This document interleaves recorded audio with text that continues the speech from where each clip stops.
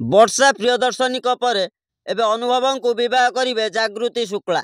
ଦର୍ଶକ ବନ୍ଧୁ, ଅନୁଭବ ଜାଗୃତିଙ୍କର ଖୁବ୍ ଶୀଘ୍ର ହାତଗଣ୍ଠି ପଡ଼ିବ। ଆଉ ତାପରେ ମହାନ୍ତି ପରିବାରର ବୋହୂ ହୋଇଯିବେ ଜାଗୃତି। ଏକଥା ଆମେ କହୁନାହୁଁ, ଏକଥା ନିଜେ ଜାଗୃତି ଶୁକ୍ଲା ସ୍ୱୀକାର କରିଛନ୍ତି। ଅନୁଭବ ବର୍ଷାଙ୍କର ଡିଭୋର୍ସ ହେଲା ପରେ ଅନୁଭବ ଜାଗୃତିଙ୍କୁ ନେଇ ସବୁଆଡ଼େ ବେଶ ଚର୍ଚ୍ଚା ହେଉଛି।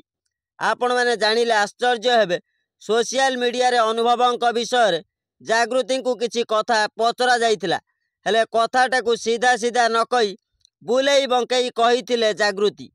ସେ କହିଥିଲେ, ଅନୁଭବ ଜଣେ ଭଲ ମଣିଷ, ମୁଁ ତାଙ୍କୁ ପସନ୍ଦ କରେ, ସବୁ କାମରେ ମୁଁ ତାଙ୍କୁ ସପୋର୍ଟ କରେ।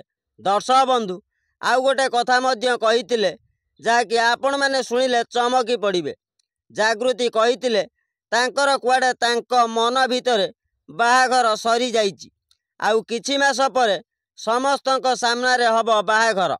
ଏଭଳି କଥାକୁ ସୋସିଆଲ ମିଡ଼ିଆରେ କହିଛନ୍ତି ଜାଗୃତି ଶୁକ୍ଲା। ଅନୁଭବ ମଧ୍ୟ ବେଶ ଖୁସି ଅଛନ୍ତି ଏହି କଥାକୁ ଶୁଣି, କାରଣ ଅନୁଭବଙ୍କ ପାଇଁ ଜାଗୃତି ଚାକିରି ମଧ୍ୟ ଛାଡ଼ିଛନ୍ତି। ପ୍ରତ୍ୟେକ ଦୁଃଖ ସୁଖରେ ଅନୁଭବଙ୍କ ପାଖରେ ଠିଆ ହୋଇଛନ୍ତି ଜାଗୃତି।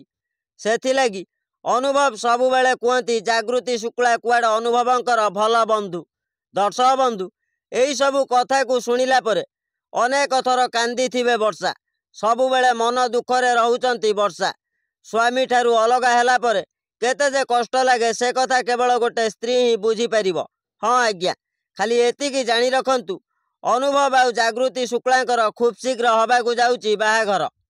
ଦର୍ଶକ ବନ୍ଧୁ, ଆମେ ଏଠି କହି ରଖିବୁ, ବର୍ଷା ଅନୁଭବ ଆଉ ପୁଣି କେବେ ମିଶିବେ କି ନାହିଁ ତାହା ତ ଭଗବାନଙ୍କୁ ଜଣା।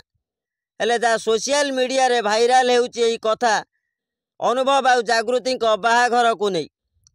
ଦର୍ଶକ ବନ୍ଧୁ, ସୂଚନା ଆଜି ପାଇଁ ଏତିକି।